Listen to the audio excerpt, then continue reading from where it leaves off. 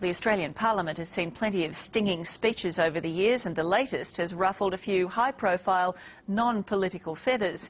Independent Senator Nick Xenophon last night accused the Church of Scientology of committing the most heinous crimes. Assault, blackmail and sexual abuse cover-ups were among the allegations. I'm deeply concerned about this organisation and the devastating impact it can have on its followers. In my view, this is a two-faced organisation. No, I'm not stopping here. You listen to me for a second. And there is a private face of an organisation that abuses its followers and viciously targets its critics and seems largely driven by paranoia.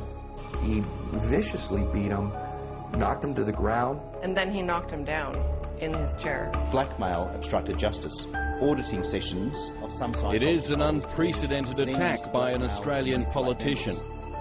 What we are seeing is a worldwide pattern of abuse and criminality, and on the body of evidence, this is not happening by accident, it is happening by design. Parliamentary privilege means Senator Nick Xenophon can't be sued for defamation for comments made inside the chamber. Free from that threat, the independent senator let fly at the Church of Scientology. A number of former followers of Scientology have written to me. These people rightly see themselves as victims of Scientology. Well, Nick Xenophon, under parliamentary privilege, made some very outrageous allegations. Virginia Stewart is the spokesperson for Scientology in Australia. I completely think that he is wrong. I know he is wrong. And actually, very eminent scholars and legal teams have studied Scientology in full and have come to completely different conclusions to Senator Xenophon. There are allegations of false imprisonment, coerced abortions, and embezzlement of church funds, of physical violence and intimidation. The senator says he has testimony from Australians, former Scientologists, forced to commit crimes by their church. Meanwhile, in the USA, a number of former high-ranking Scientology executives have broken their silence about the organisation. Discussed it with Miscavige, and he said, I want the guy on the ship. At lunchtime every day, I'd sit out at the same spot on the dock by the hawser, so it looked like that's just what he does. Marty Rathburn is a former Scientology leader. Now outside the church, he describes how they detained fellow member Jason Don on board a Scientology ship moored in the Caribbean to prevent him leaving the church. Because if you go to the ship, it's the most secure place in the world because you turn your passport into the port captain. So even if you hop the ship in port, you can't get out of the country with that passport. In a scene worthy of a James Bond movie, Don fashioned a tool to escape down a mooring rope. I pulled that rolling pin apparatus that I had made out, put it over like this, hooked it with my arm, dropped it down, and then went on down the line.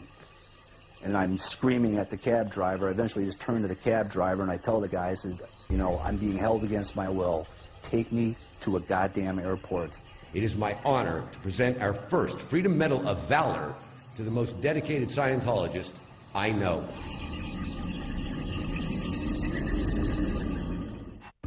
Allegations of institutionalized abuse end with this man, David Miscavige, Scientology's supreme leader.